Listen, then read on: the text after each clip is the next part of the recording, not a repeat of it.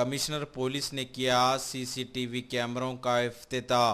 Amberpet police हुदूद में CCTV कैमरों का इफ्तिताह Hyderabad city commissioner of police M Mahender Reddy के हाथों अमल में आया। मुख्तलिफ एसोसिएशंस की जानिब से अंबरपेट पुलिस हुदूद में सीसीटीवी कैमरे लगाए गए। इस मौके पर कमिश्नर पुलिस के हमरा deputy commissioner of police east zone doctor V Ravinder के अलावा और भी दीगर पुलिस के ओहदेदार मौजूद थे।